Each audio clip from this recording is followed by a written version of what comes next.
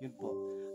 Sorry po for the disruption. Medyo nag-change yung automatically yung cellphone. Kaya naputol po tayo. So yun nga po yung blended family.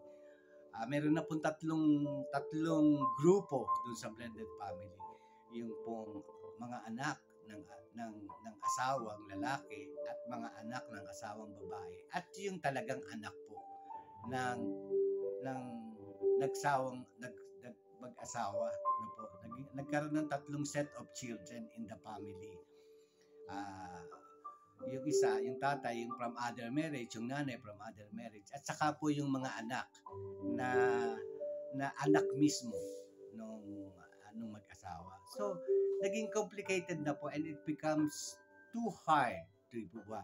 Pero yun nga po, yung society natin nagdikta na meron na tayong another kind of family na magkakasama. So it was, lalo na po yung sa mga blended family, it composes so many kinds of emotion, so different kinds of intellectual capacity, so different kind of perspective in life. Pero they have to come in together at pagkaisahin yung tatlong grupo na yan na po na involved sa family na yon and live the life that they have chooses. So, yun po, marami na. So, sinasabi nga po dito, typically, naging complicated na yung setup sa ngayon, sa modern families na yun.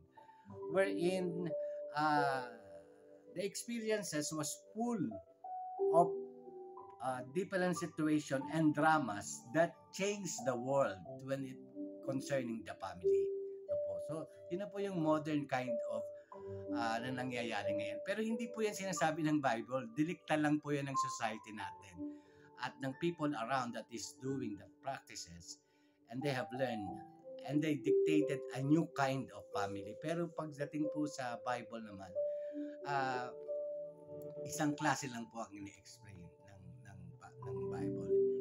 Every one of these families has relational issues we could learn from. So may mga relational issues, definitely there could be a relational issues. Hindi po ba? Hindi po madali 'yon. Hindi po madali yung unawain ngayon. And through that different kinds of relational issues, because parang tatlong family na po yung nagsama, or even dun sa traditional family na father and mother and children, different issues din po ang involved, different characters, different individuals, despite of the fact that you have the same blood running in our veins na po. Pero iba-iba pa rin po yun na po. Kaya what our introduction was talking about is that yung hindi po madali na mag-establish ng family. Pero we could learn a lot from the first family of the Bible. Actually, dito po sa New Testament na to, yung family na ito na ni Mary at saka ni Joseph at saka ni Jesus. Yung po nga ating tinatawag ngayon na title ng ating vlog ngayon sa Family Matters is La Pieta, a love, a different kind of love between a mother and a child. Yan po. So, yan po yung focus natin ngayon. And we could discover a lot of discoveries on how Mary treated Joseph and how treated Jesus and how Jesus had treated Mary or his parents as a whole. Siguro po ito po yung number one issues natin sa ating pamilya sa ngayon, sa modern times family. Po. Minsan po, yung parents nag-go overboard, nag-i-insist na po sa ideas niya about their sons or daughters. Na of course we do know that the father and mother had no bad intention. Sino ba naman po yung magulang na naghahangad ng masama para sa mga anak? But minsan nag-overboard po tayo doon sa pagganap ng ating responsibilidad. At kadalasan naman po, yung mga anak natin, hindi maunawaan tayo. Kasi as a parents, we're thinking of different kind of generation. Yun po, galing po tayo sa ibang henerasyon ng mga panahon na yun, na bata pa tayo, na we were being handled by our parents. And we try to apply it to the current generation.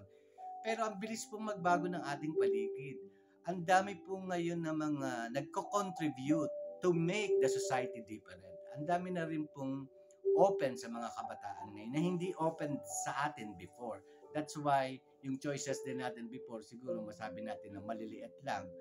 O yung hinahandog ng kasalukuyang environment ay napakadami na sa ating mga anak ngayon. Unlike before, during our days, wala naman po tayong mga cellphone, wala namang mga games. Our life before, it was so simple. Tayo pong mga magulang before, we're talking about the times that we are children of our parents, na simple lang po ang kaligayahan natin. Noong mga panahon na yun, maglalaro lang tayo sa bukid, magpipiko tayo, magtutumbang preso, yung mga simple things na nandiyan na. Pero ngayon po, iba po yung ina-offered ng society natin sa ating mga anak. Hindi na po uso yung piko, hindi na po uso yung garter, hindi na po uso yung tumbang preso. Ang uso po ngayon is game over the modern technology that they had today. Yun po. So, somehow, tayo pong mga magulang, we also should have go with the time.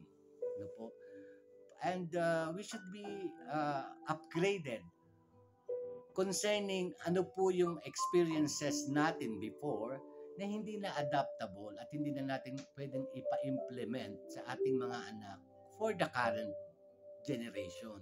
Dahil iba na po ang tinatakbo ng ating mundo ngayon. Kaya minsan po doon nagkakaroon ng conflict because we don't understand our children. But opening wide our eyes and our attention would also, we can come to a conclusion that iba itong mundong ginagalawan ng ating mga anak kaysa sa mundong ginagalawan natin. And somehow, yun nga po, hindi na adaptable yung pamamaraan before sa pamamaraan ngayon. So, those are issues of the family, especially with our children. Ang topic po natin ngayon is a mother and child kind of love.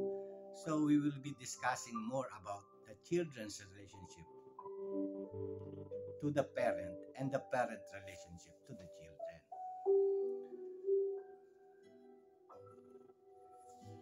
So, dito po sa kasaysayan ni Mary at ni Joseph na ipanganak na po si Joseph, yung last po natin na i-deliver siya sa isang manger, isang sabsaban, that doon pa lang po sa panganganak na yon, makikita na natin ang difference, di po ba? Ng panganganak ngayon sa panganganak noon. Lalo na, doon po sa example na sinet ng panganganak kay Jesus. He was born on a manger. Sa sabsaban po, wherein bahay po yan ng mga hayop, ng mga iba't ibang klase ng hayop. Because there was no inn available that time. Wala pong room available that time. Kaya po, napilitang ipanganak si Jesus doon sa sabsaban, which is could be attest to the point na ganun lang kasimple yung buhay before. And Jesus was born. Even how big Jesus was according to the plan of God the Father, kahit napakalaki ng plano ng Diyos Ama, at kahit napakalaking importansya ni Jesus during that time sa magiging resulta ng Savior of our world, di po ba? Nakatalaga po si Jesus na maging tagapagligtas ng buong mundo, di po ba? Pero God, God the Father can choose the best upang ipanganak yung anak niya because He is the King of Kings, the Lord of Lords. Yung pong ipapanganak na yun was destined to be holy, no sin, and the Son of the living God the Father. Pero ano po yung choice ng ating Diyos Ama? Sa isang simpleng sabsaban. Ngayon po, iba na rin po ang pagkapaanak. Makatimid na. Dati nga po, kabadro na lang, tama na. Yung iba nga po, sa naon ng panahon, tulong-tulong lang po yung mga magulang sa pagpapaanak dun sa apo. Tapos po, dati kumodraw na lang, pwede na rin, di po ba? Pero ngayon po, hindi na ngayon. Nawala na po yun. Napunta na tayo sa Makati Med, sa St. Luke's, di po ba? Ang lalaking hospital. Lourdes, Mary Johnston. It becomes so expensive para pong it signifies affluence, which is the contradiction of where Jesus was born. So, ganun na po nag-evolve yung panahon natin. No po. And besides that, iba na rin po yung klase ng panganganak ngayon dahil meron na po siyang hindi na makapag-ire ng gusto yung magulang, yung nanay, kaya po na-invento po yung cesarean, no po, iba't ibang klase ng cut, ng tummy, ng ina, no po. So, in the essence, nawala na po yung hirap ng ina sa pagde-deliver talaga, yung normal delivery. Nawala na po yung hirap ng ina doon. Where in fact, sinabi ng Diyos na sa pagde-deliver, sa pagko-conceive ng ina, sa pagdadala ng anak sa 9 months, at yung panganganak mismo, ay siyang essence ng womanhood. No po? Diyan nagkakaroon ng essence yung buhay ng isang babae. Pero ngayon po yun nga, hindi na po siya masyadong nahihirapan ngayon dahil pwede ng cesarean, pwede na may choices na yung babae, yung pamilya. Kung may pera, idaan siya sa cesarean. No po? At meron naman pong iba pa ngayon, yung water way of bringing a child. No po? So, iba't iba na po. Yun po. At going back to Mary, no po, yung buong background ni Mary ay spiritually, he was a spiritual kind of a woman. Siguro nga po kaya po siya ang pinili ng Diyos Ama to carry the Son of God, si Jesus nga po, is because meron na pong na-establish na great faith si Mary. Yung pananampalataya niya po ay talagang nakaangkla sa Panginoon. Kasi, batay po sa research natin, it would not be easy to Mary to accept the purpose of the Lord na sa kanya po manggagaling yung baby na si Jesus. Kasi po nga maraming sasalungat o makakadinig siya ng mga salita sa paligid. The society will going to tormented her with the fact na siya ay maganganak nang hindi pa siya kinakasal. So, yung society po magiging harsh sa kanya in saying a lot of things because she was not yet married. He was soon to be married, but she was not married. Pero po, kinalimutan po yan ni Mary. That is being considered si Mary po na merong deep relationship sa Panginoon. That is why the Lord have chosen her. No po. Malinis po siya. Virgin po siya. Wala po siyang anumang kasalanan. She was a Virgin Mary. Kaya nga po tinawag na Virgin Mary. And it connotes that during the latter days, the previous day of Mary, meron na po siyang deeply connection sa Panginoon.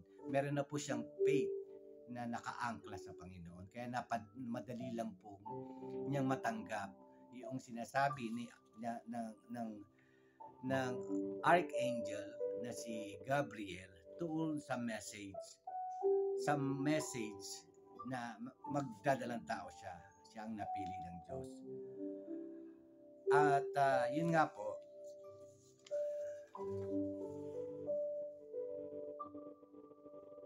sabi po dito sa research natin, remember that she lived in a society where God's standard about premarital purity were the accepted norm. Ano po? Yun po, yung standard ng society during the time that Mary has conceived Jesus. Yung God's standard about premarital purity were the accepted norm. Mahigpit po yung pagtanggap na gano'n. Mary adhered to them. Doon sa accepted norm na yun, yung purity is a marital bliss that should be a gift to a man. But ganun din po yung paninindigan ni Mary. She was engaged but had not sex with her fiancé. And yet, she was going to be unmarried and pregnant. Yun po, yung kalalagayan ni Mary that time. Yun po.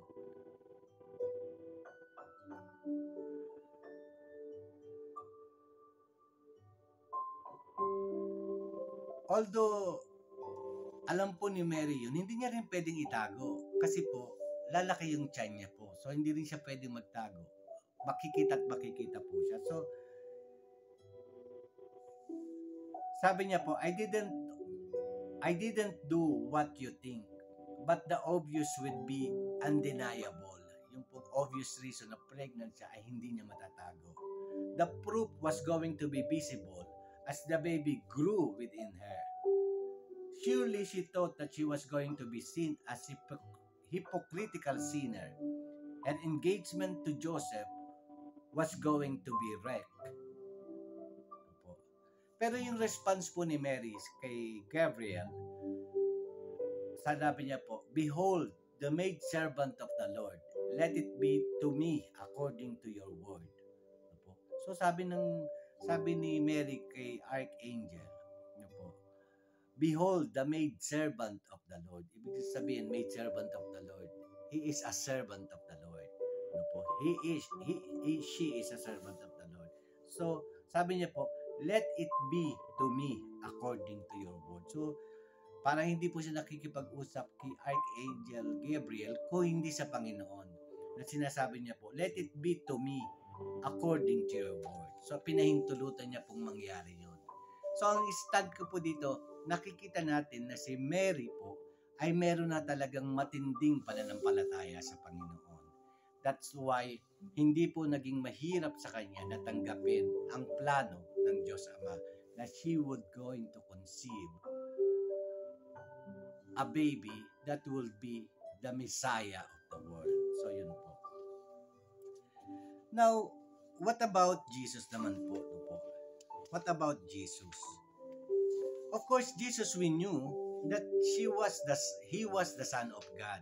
Hindi na po natin maki-question dito yung pong pananampalataya ni Jesus because he was the Son of God.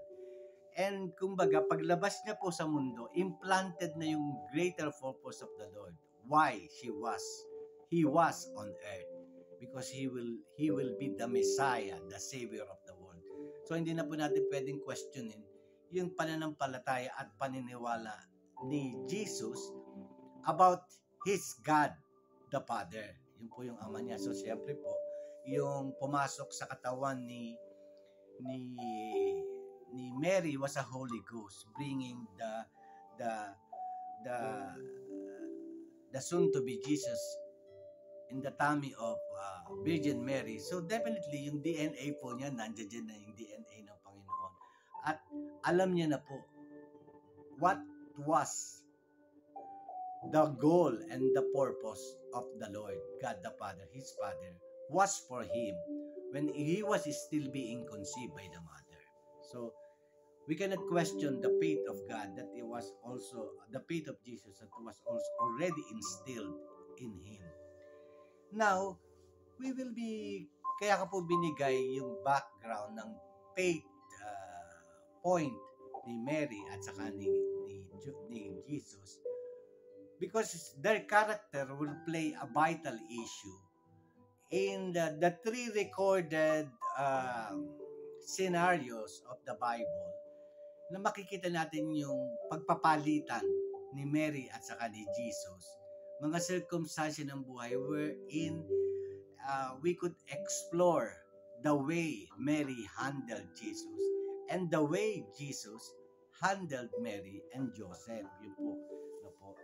Both of them, ito po yung both of them had a faith and anchored their faith to the God the Father. Meron na po silang pananampalataya. And we will be going to dwell on three scenarios wherein nagkaroon po ito ng confrontation si Jesus at saka si Mary. Pero makikita po natin yung how do they handle the confrontation scenes between the two of them without resulting into something drama na katulad po ng yang nangyayari ngayon. No po. So yung pong first ever recorded confrontation scene ni Jesus at saka ni Mary was when Jesus was 12 years old. Nagpunta po sila sa temple for the Passover ceremony or prayer. Yun po yung initial. Nagbiyahe po sila papunta sa temple, no po, to pray and to pay respect po, no. And during that time, nung pong pagkatapos po noon, pauwi na po supposedly pauwi na yung mga tao going back to their own places, no po, dahil tapos na po yung ceremony. At nakapagbiyahe na po si Mary at saka si Joseph ng 3 days away from where they have started, yung sa temple po. Away na po sila ng biyahe na 3 days na po sila nagbibiyahe. When suddenly they found out that Jesus was not with them. So, ano po unang reaksyon ni Mary at saka ni Joseph? Of course, katulad po ng present reaction natin, makita natin yung anak natin na wala. Siyempre, magpapanik tayo, no po, at magtataka tayo. So, they have decided to go back again to the temple. No po, to go back again to the temple. Pinag-alala po sila ng mabuti ni Jesus dahil ang akala nila ay kasama nila pa uwi si Jesus. And then they found out na wala si Jesus sa kanila for 3 days of travel already. Kaya po bumalik sila sa temple and suddenly they found Jesus was in the company of mga Pharisee, mga leaders, spiritual leaders, discussing about the Bible, about the Word of God. At nilapitan po ni Mary si Joseph ay si Jesus po at tinanong niya po, no,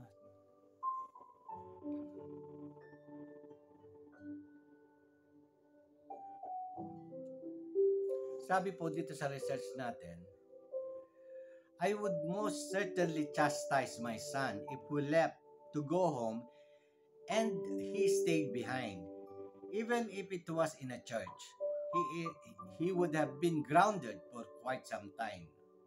Further, I would have seen Jesus' response as disrespectful.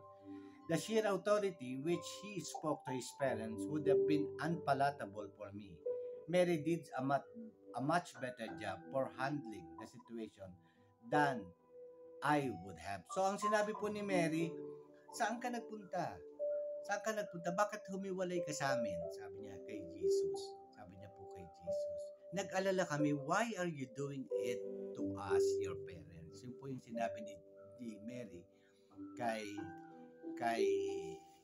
kay Jesus. So, normal po ang reaction. No po? Normal po ang reaction. Siyempre po, iko-confront niya si Jesus about that. No? Pero ang sinagot po ni Jesus, di po, why are you so worried? Sabi ni Jesus.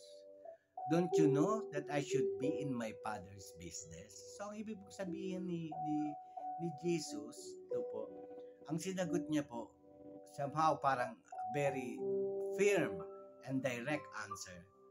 But this is true, but that is true. Yun po talaga yun. Hindi po nagsisinungaling si Jesus. Ang sinabi niya po ay, bakit ka nag-aalala? Bakit kayo mag-aalala? Samantalang alam mo naman that I should be in my Father's business.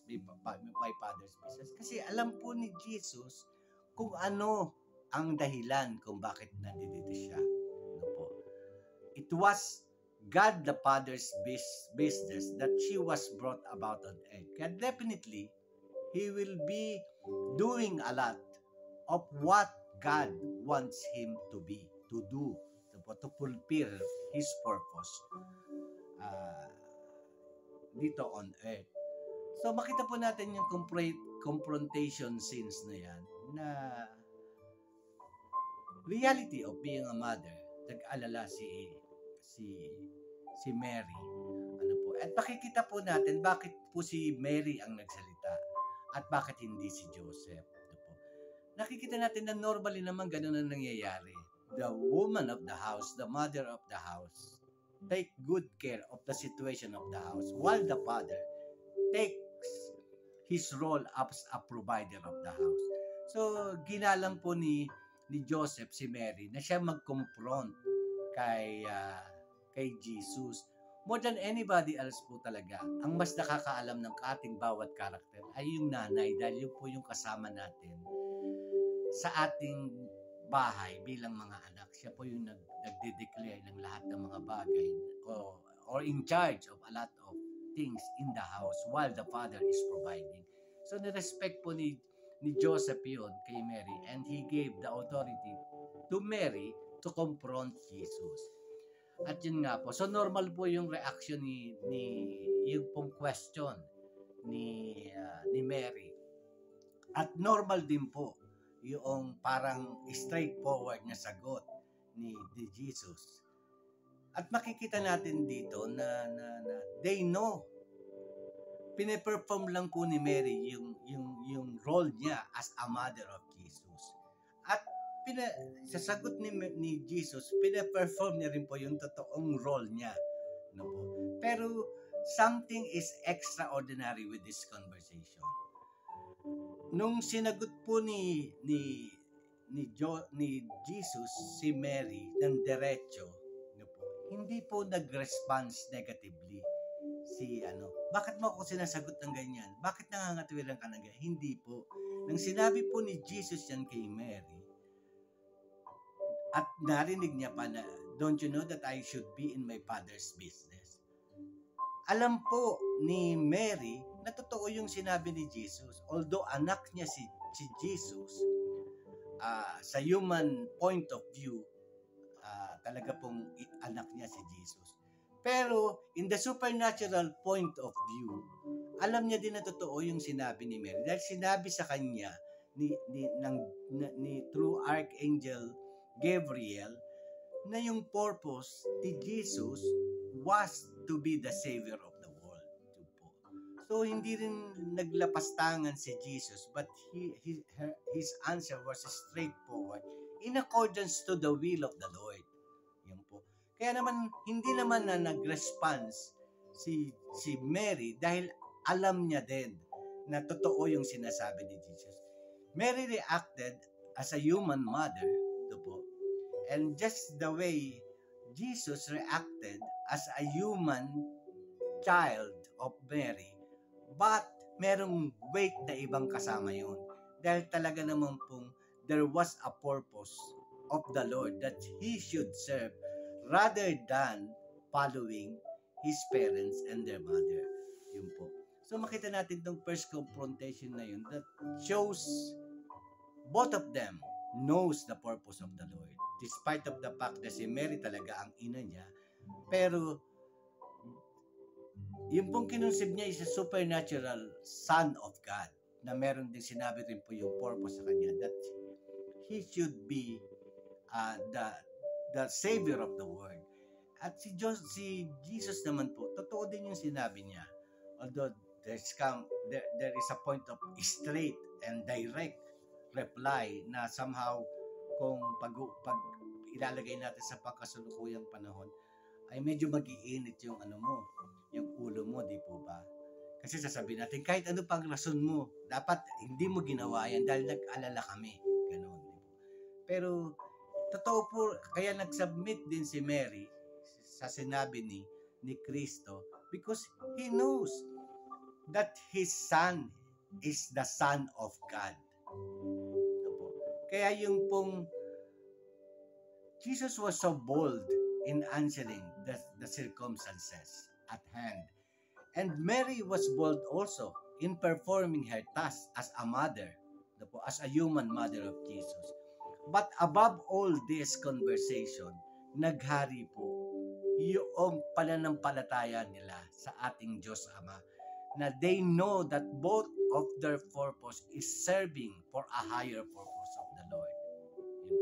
So, makita po natin dito yung una na yung pong mga anak natin dapat alam natin na they should have that kind of faith in the Lord. No po, bilang mga magulang dapat po yan ang una nating ipinapanalangin at ginagawa, ini-instill sa ating mga anak. And also us being parents, we should be so attached to the Lord dahil building a family and building these children, no po, it needs a lot of courage and a lot of wisdom and knowledge that comes from the Lord to be able to have, no po, yung pong well-rounded children. Pero first and foremost po, ang responsibilidad natin ay ilapit sila at ipakilala sa kanila ang Panginoon so that there will be a time, no po, na habang lumalaki ang anak natin, habang mayroong mga issues na nangyayari and we are trying to resolve, tayo pong mga magulang, nababasa natin yung kilos ng ating mga anak. Kung ito ba yung will ng Lord o they are just being standing firm on what they believe. At kung nakikita naman po natin na wala namang masama o mauunawaan natin siya na alam natin na ito yung because our children will lead their own life in the future. So minsan po meron silang napapaagang mga desisyon na ginagawa o mga action o mga choices na early stage pa lang nakikita na natin. Pero if that is in line na nakita natin na gusto ng Diyos sa ating mga anak, then we should give way, no po, sa mga choices ng ating mga anak, no po.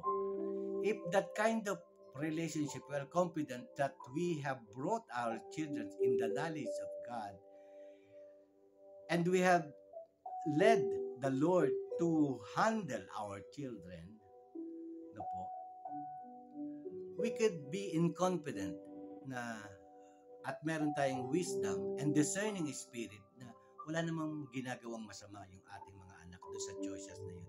Baka naman they are leading already the life of what God has in store for them. Di po ba?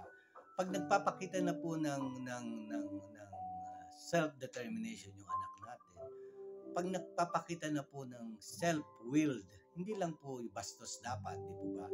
At pag nagpapakita na ng firmness ng attitude, siguro po isipin natin kung may masama ba doon or the Lord is starting to build up our children. And when we discover na yung choices naman na po yun ay hindi naman magdudulot ng masama, kundi nakita natin na our children are starting to build their own life. So we have to give way. We have to instead of being in fear, tayo po mga magulang, pasalamatin natin ng Panginoon because nakikita natin yung nagtatayo na ng sariling identity yung mga anak natin. And we just come in prayer na parati yung anak natin ay gabayan ng banal na espiritu for them to create their own lives. So, maiiwasan po yung confrontation that goes too far beyond what it should happen. Well, in fact, ang concern lang natin mga magulang ay yung kabutihan ng ating mga anak. At minsan naman ay yun namang ating mga anak ay nangangatwiran lamang ng mga bagay na gusto nilang gawin sa kanilang mga sarili. So we have to meet on that. Lalo na kung both of you are in relationship and in deep knowledge of God. So there should be a wisdom, a knowledge and wisdom that should be built to build an understanding and respect. Katulad po na nakita natin sa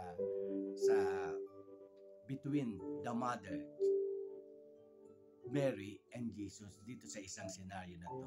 No po.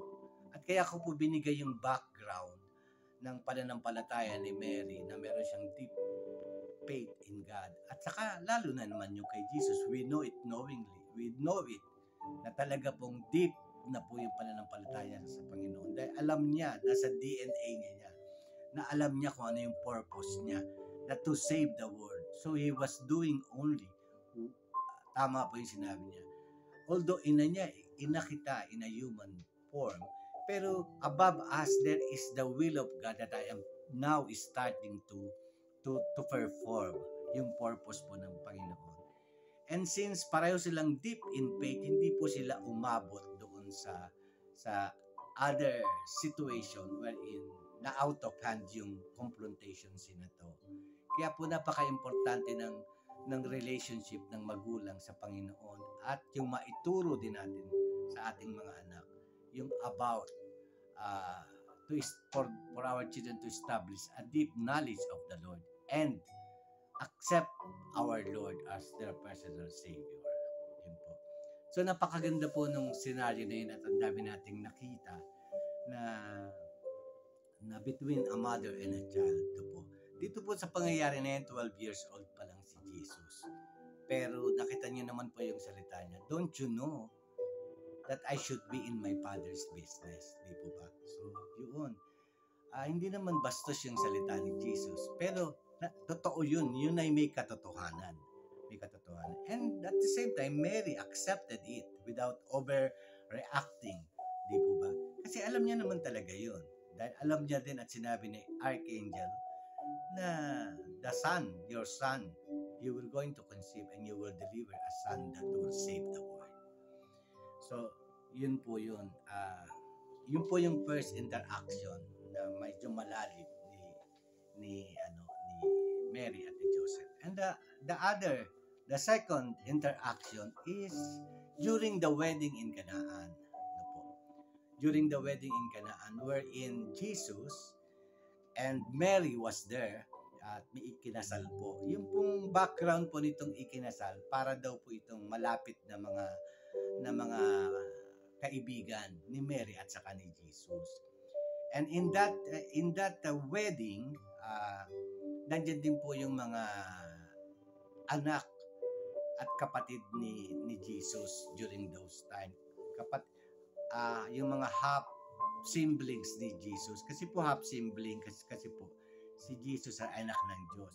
Tapos yung iba pang mga anak niya ni Mary at saka ni Joseph is the half siblings of dahil po human between Joseph and Mary po talaga nag-create po sila ng procreation ng Panginoon. Pero po si Jesus ay anak ng Diyos, kaya po half sibling. During that time at the wedding in Canaan, this is where the first miracle of Jesus happened. Dito po, during the wedding, early time pa lang po, kumbaga hindi pa masyadong nagkukulminate o nare-reach yung point ng grand celebration ng wedding na yan. Nakita po ni Mary na yung mga nagsiserve ng wine is murmuring and talking silently but agitated. Yung pong nagsiserve ng wine. At nilapitan po yun ni Mary. Sabi niya po ay, what is the problem? Ganyan. Tapos nasabi nga po ng mga nagsiserve na wala na pong wine. Wala na pong wine. And during those time, yung pong wine na sineserve ng celebrant, nung pong kinasal, ang kaugalian po, yung the best wine was being served on the last hours of the celebration. Yung the last hour of the celebration. But yung pong nawala ng wine, ano na po siya? Early part pa lang ng celebration. Yung best wine po, according to tradition, which should be served on the last hour of the celebration. Parang papik yung lasa ng alak nung time na isa-serve na gano'n. That is a show of respect to all the guests that you will be serving the best on the last hour of celebration. Yun. So, nangyari, nilapitan po ni Mary yung server at tinanong at nalaman po ni Mary ang problema. So, ano po yung ginawa ni Mary? At nalaman din ng mga half-brothers at sister ni Jesus yung pangyayari na yun. So, they are close friends with the celebrant, with the new married couple. So, ano po ang ginawa ni Mary? He came to Jesus. He came to Jesus with the confidence na He was the Son of God and He can do a miracle. Sabihin niya lang, alam niya na gagawin ni Jesus. That is full of assurance as a mother, di po ba? na we came into our children. And with the belief na ano man ang iutos natin sa anak natin ay gagawin niya out of respect to us bilang parents. Yung pong ginawa ni with enough confidence, he came to Jesus and he talked the problem about. So sinabi niya po yung problema. There was no wine to serve. It will be an embarrass to the new married couple if this happens, sabi po niya. So nakuha po ni Jesus kung anong ibig sabihin ni Mary, na he was implying for him to create a miracle. Pero sabi po ni Kristo, this is not yet the time for me. Ang ibig po sabihin ni Kristo, hindi pa nag-uumpisa yung ministry niya. Hindi pa yun yung time na dapat siyang makilala. At hindi sa ganong okasyon dapat siyang makilala. There are a specific time that the people should know that He was a living God. So, ang sinabi niya kay Mary ay hindi pa, this is not yet my time. There is a certain time that I should be i-proclaim as the Son of God. Pero si Jesus po, since yung kinasal ay malapit sa pamilya nila, meron din siyang compassion sa kinasal. At meron din siyang damdamin na gustong nakita niya na gustong ipakita ni Mary na I am so proud of you because you can make a miracle. Ganun po. May ganong intention si Mary na basa ni Jesus yun. And although it's not yet the time, pero gusto po ni Jesus na rin na pagbigyan ng kanyang ina out of respect and out of the intention of Mary na pagbigyan yung malalapit na kinasal dahil close people sila sa family ni Jesus. So he gave in, Jesus gave in. And suddenly, yung pong sinabi ni Jesus na punuin ng tubig ang lahat ng mga lalagyanan ng tubig. That time, yung mga jar made of clay na jar, punuin lahat ng tubig yun. And suddenly, the water in the jar came into a wine. So, ang makita po natin dito, despite of the fact na parang hindi pa time ni Jesus, because there was a specific time for everything na dapat niyang gawin. Naka-schedule po yun. This is not the time for Him to be glorified as the Son of God. Pero dun nga po sa pagmamahal niya at nakita niyang very proud si Jesus sa kanya na alam niya kasing gagawin ni Jesus yung hihilingin niya. Pinagbigyan niya po yun. And suddenly, the water that was poured on the jar miraculously became into a sweet wine na never been tasted before. Napakasarap po ng wine na ginawa ni Kristo out of water that was poured out on the jars of water. Yun po. So napakasarap. Ang sabi daw po ay katulad ng tinura natin na yung sweet wine, yung pinakamasarap na wine, sineserve po during the last hour of the celebration. But this is not yet the last hour. Para nasa kalagitnaan pa lang ito. So the people, all the guests were murmuring after tasting the new wine that was been served out of the miracle of Jesus.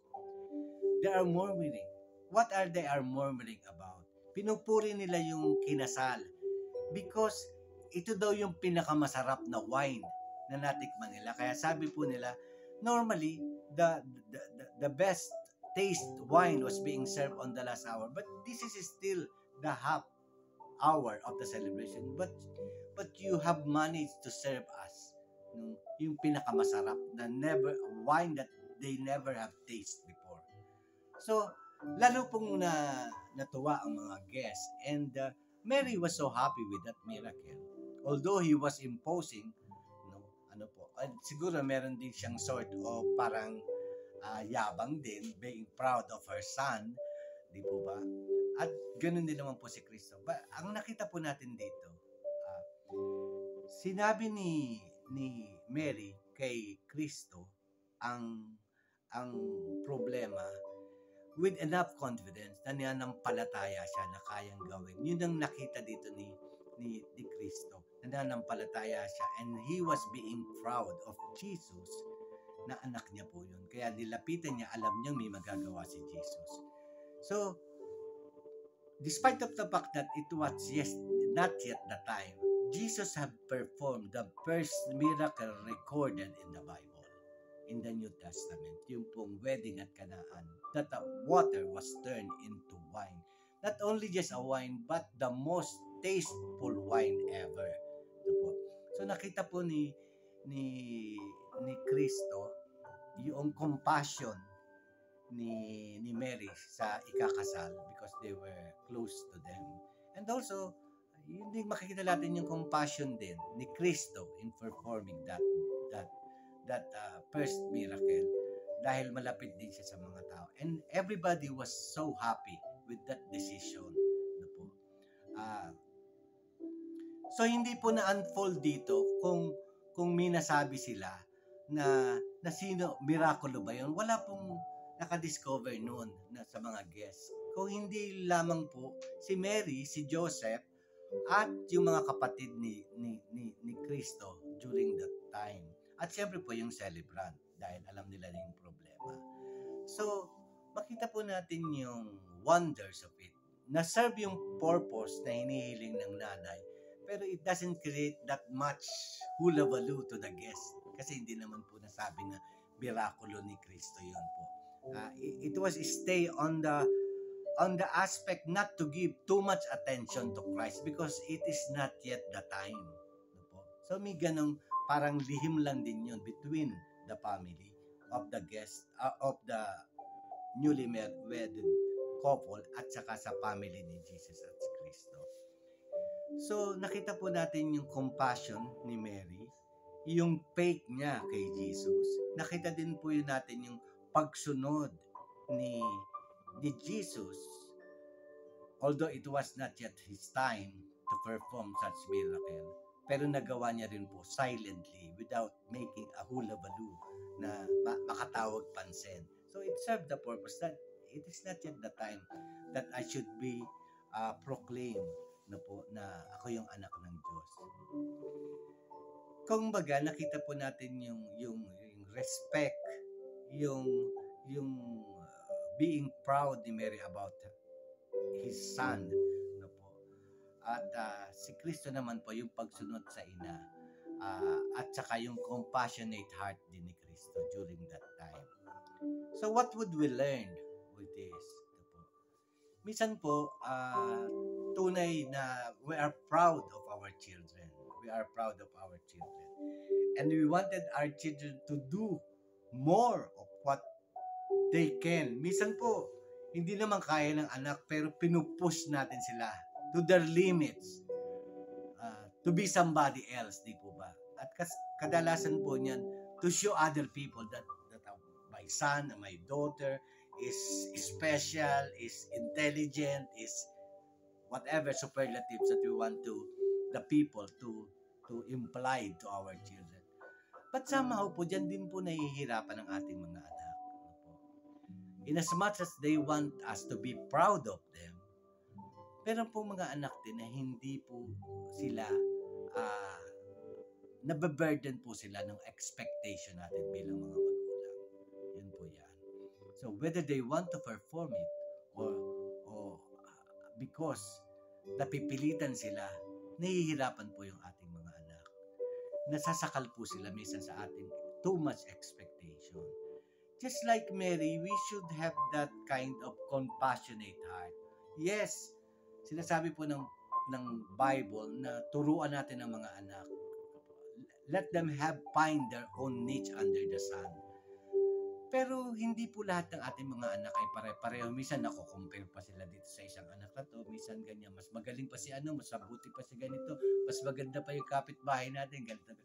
Pero that is wrong. If we have that great faith in God, And the Lord is giving us a discernment on the capacity ng ating mga anak, on the talent that God had bestowed on us. Let us stick to that.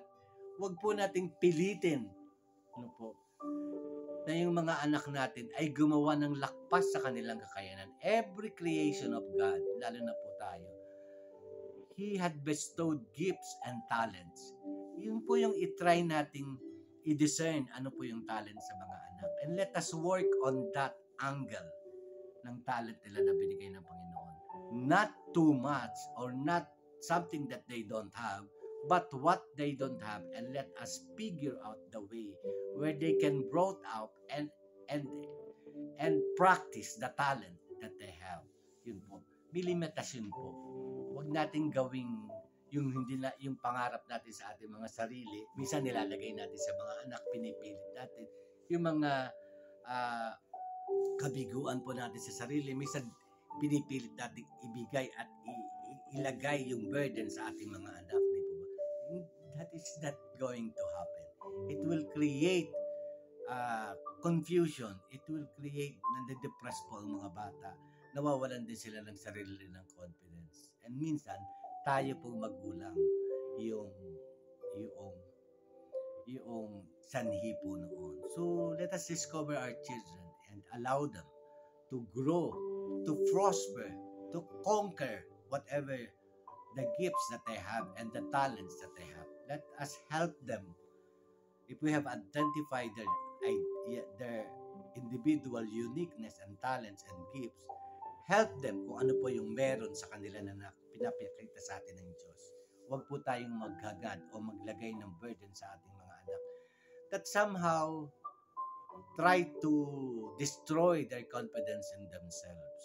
And a lot of expectation also kills their ability dahil hindi nila ma-reach yung expectation natin, where in fact, hindi naman yun ang gift nila na galing sa Panginoon. Ano po? And sa atin naman pong mga anak, ano po,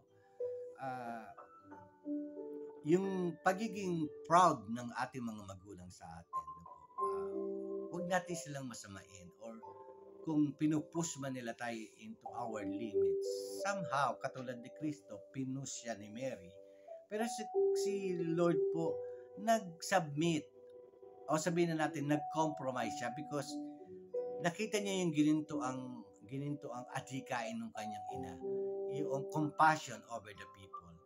And yung being proud of him as a son, dahil alam niya po, confident po siya na kaya mong gawin ito. So, your parents have confidence in you.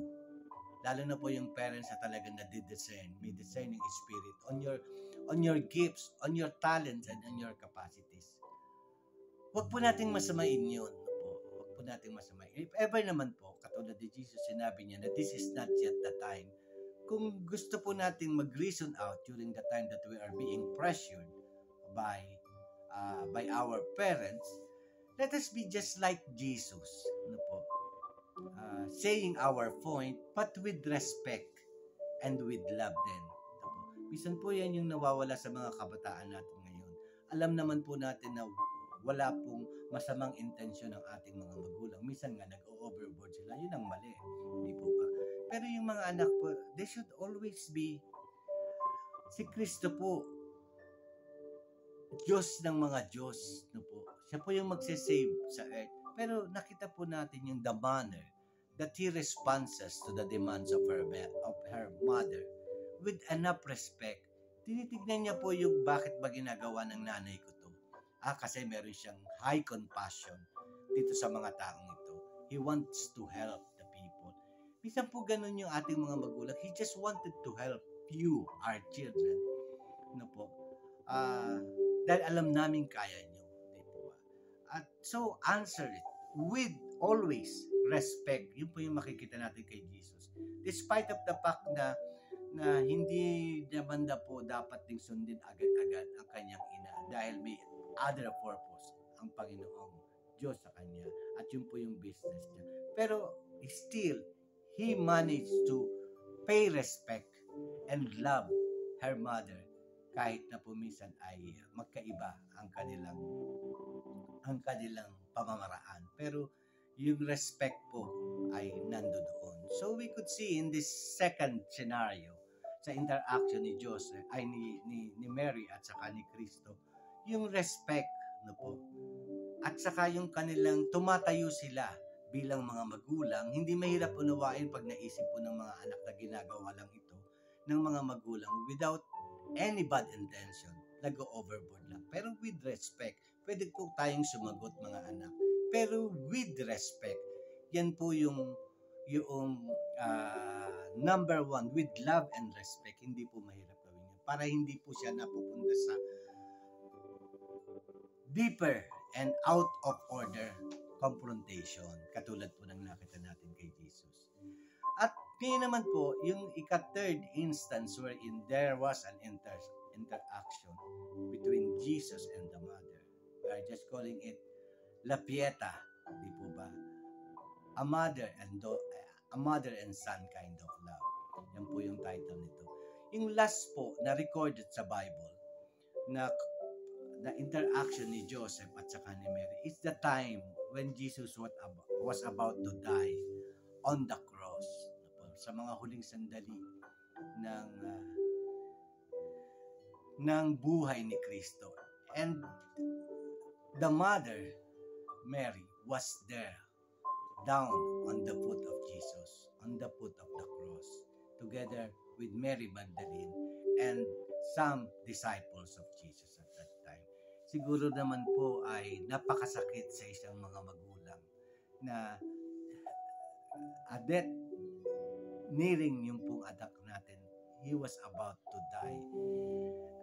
Sa pagpunta po sa krus ng Golgotha, makikita po natin sa mga pelikula na even on the cross na naglalakbay na po si Jesus sa krus ng Kalbaryo, ay binantayan pong mabuti ni Mary yung pong hirap ni Jesus.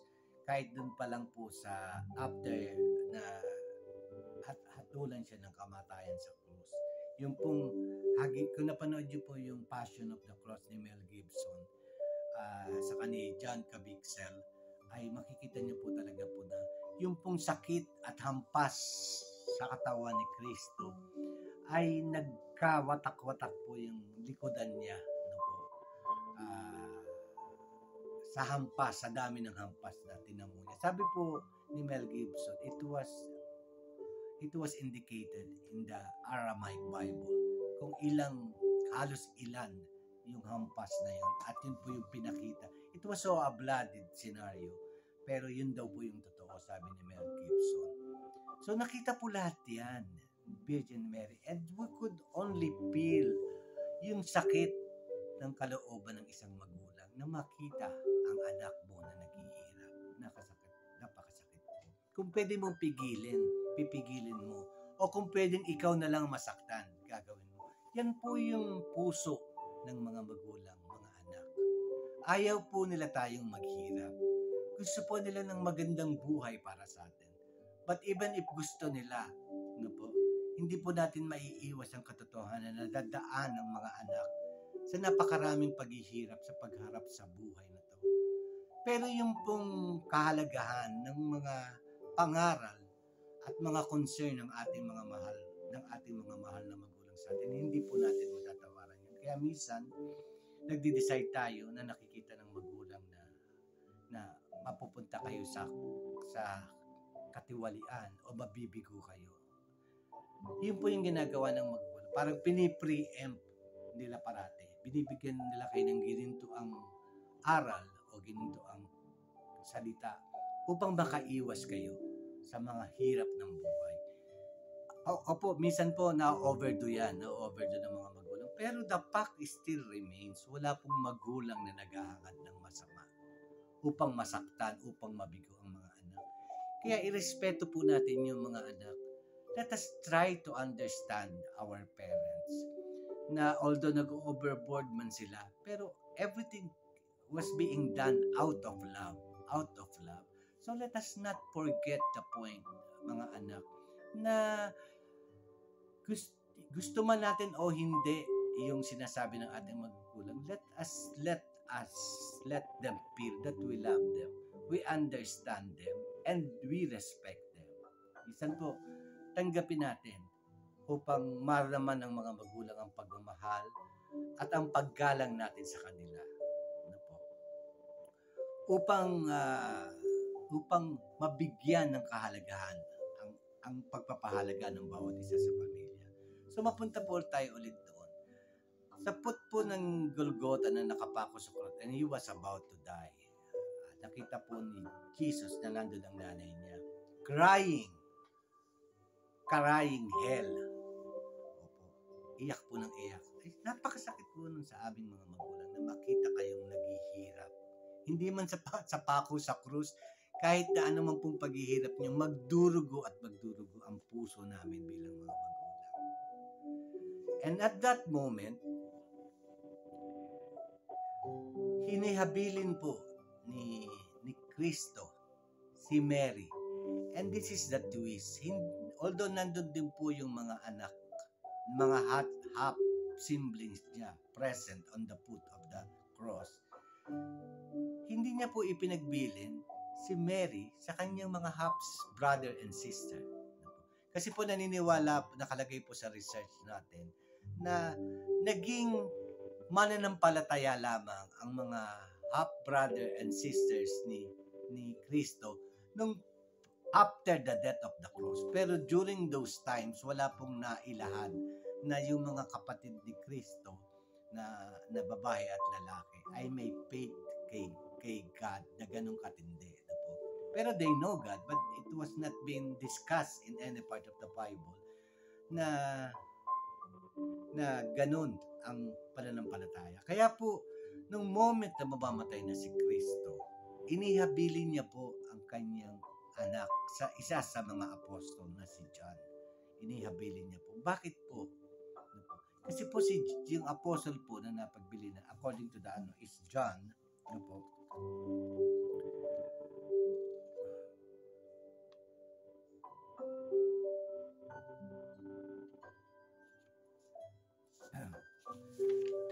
Yun po. So, pinagbilin niya po. Sinabi niya po, Mother, this is your son. And son, this is your mother. Sinabi niya po kay John at kay Mary. So, inihabilin niya po kay John because ang sabi po ng research natin, kay John niya hinabilin, sa apostol niya hinabilin ang kanyang magulang dahil matatag na po ang pananampalataya ng mga apostoles during that time. And he is quite sure that they will going to take care of Mary when he is gone. Yun po. So nakita po natin yung pagmamahal ni Jesus kay Mary. Ipinagbilin niya po ang kanyang ina sa siguradong kamay at tao na may pananampalataya sa Panginoon. Parati pong nakikita na ang requirement parati, ang choices parati ay mayroong deep relationship with the Lord. It helps. It plays a vital role. Ito po, na meron tayong deep relationship kay Lord. At doon niya po inihabilin si Mary. And we could only see the love and concern of Jesus sa kanyang ina. Na sinigurado niyang naihabilin niya sa isang taong may pananampalataya. Kaya ganun din po tayo, mga anak. Ito po, nakita natin na hindi niya pinabayaan lang basta si Mary, kundi inihabilin niya to the right person na merong deep faith in God. Inihabilin niya ang kanyang mahal na ina. Sa mga panahon pong ito, marami pong mga magulang na nagsasuffer because they were feel neglected by their own sons and daughters. Because of various reasons. Di po ba? Pero above all the reasons, di po ba? Above all the reasons that we could say bilang mga anak, talaga pong napaka-importante alam natin na pangalagaan ang ating mga magulang. Sinabi po, isa sa mga 10 Commandments po, bago pa man dumating si Kristo, during the time of the Israelite and Moises, meron pong inukit the Ten Commandments ang Diyos na sa pamamagitan ni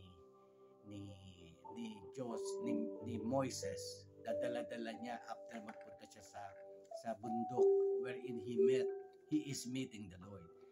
Ang isa po sa Ten Commandments ay nagsasabi na, honor thy mother and thy father, and everything will go well with you, and you will have a long life. The secret po dito. Ito lamang po yung Ten Commandments with the promise. Ito lang po yung isa sa Ten Commandments. Pero ang pinagkaiba po nito with a promise. A promise by God the Father. Na sinasabi po. Honor thy mother and thy father, and all will be well with you, and you will have a long life. Yan po yung pinagbilin na sa isa sa mga Ten Commandments. At yun po yung nakita natin na ginawa ni Jesus when it comes to the three intersection that we have discussed. And lastly, yung pong pagbibilin niya sa krus ng Kalbaryo when he was about to die. Nandun pa rin yung concern niya, yung respeto, yung pagmamahal niya sa magulang niya. Na hindi niya po basta iniwan lang ng ganon, kung hindi ipinagbilin niya po sa kanyang apostoles na, Mother, this is your son. Son, this is your mother. Ipinagbilin po ni Kristo ang kanyang ina sa apostoles na si John.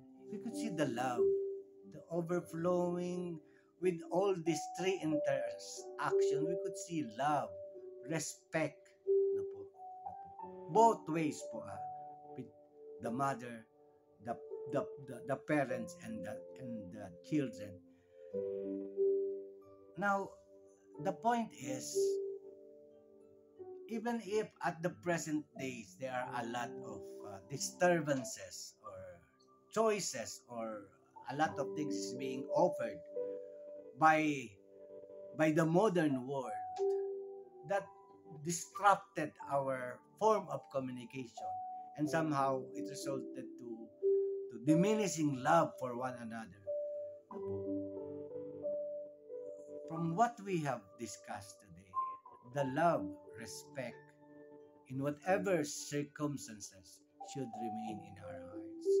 And we have seen that faith is the cornerstone of love and respect. With faith, with the guidance of the Lord, respect can be found in the family. And again, yung pong ating subject matter today is to bring about a greater foundation of the family. And thank you very much po. I pray to the Lord that there are some revelation on these examples and the interactions between Mary and Jesus. Maraming salamat po. God bless po sa